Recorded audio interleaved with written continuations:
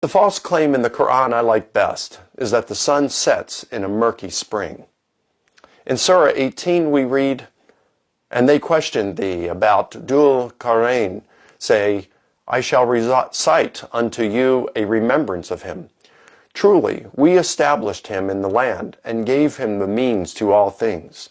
So he followed a means till when he reached the place of the setting sun, he found it setting in a murky spring, and there he found a people." Yes, you heard that correctly.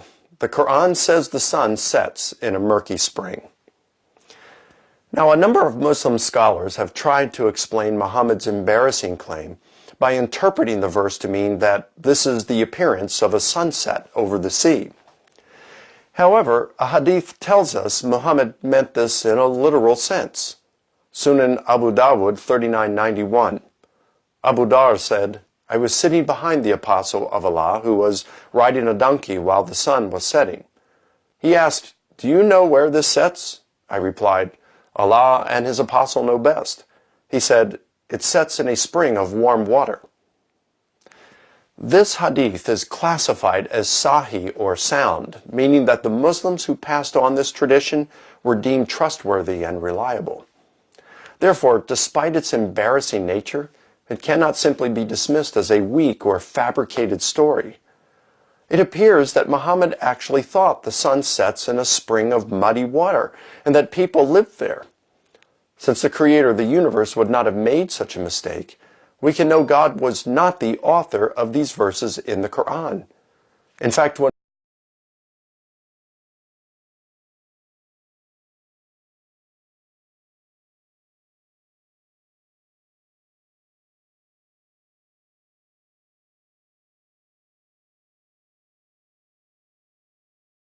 confused.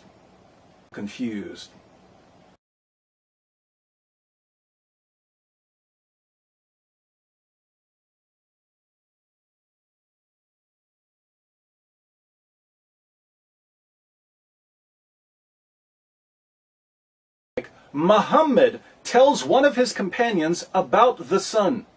He's imparting some of his prophetic knowledge. He asks Abu Dar, "Do you know where the sun sets?" Abu Dar says, "You know, you're the prophet here." And Muhammad tells him it sets in a pool of water. There's absolutely no wiggle room for reinterpretation here.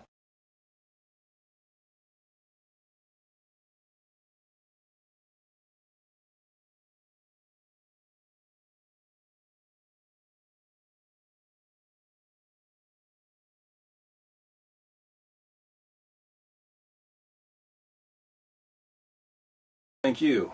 Sunan Abu Dawud 3991. Abu Dar said, "I was sitting behind the apostle of Allah who was riding a donkey while the sun was setting. He asked, 'Do you know where this sets?' I replied, 'Allah and his apostle know best.' He said, 'It sets in a spring of warm water.' It sets in a spring of warm water. Where does the sun set? According to Muhammad, it sets in a pool of water.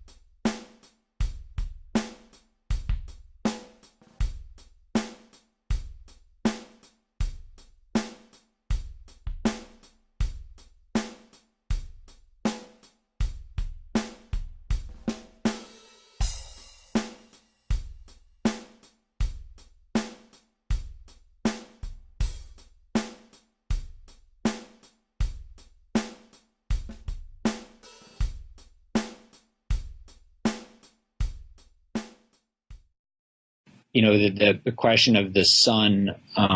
There's a hadith in which the Prophet describes the sun. After it sets, it goes and prostrates before the throne of God.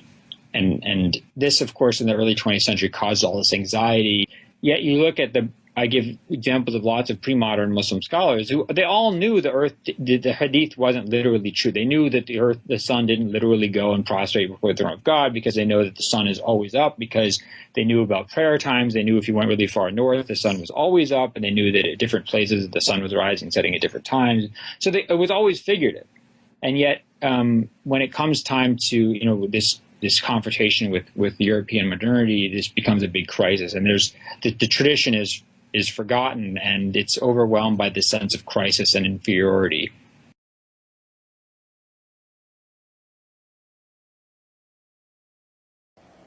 Bravo.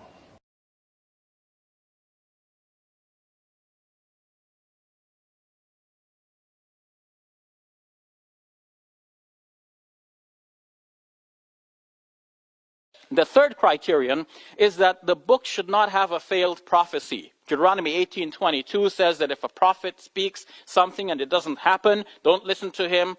In short, that is a false prophet. Now, it turns out that there are passages in both the Old Testament and the New that predict something and then it doesn't happen. For example, Paul, writing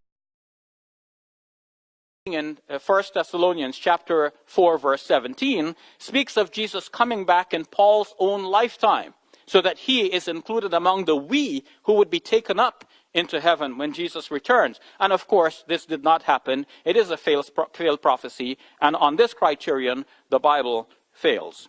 Thank you. I want to embrace a worldview because it's true, and not because it's what I was taught to believe.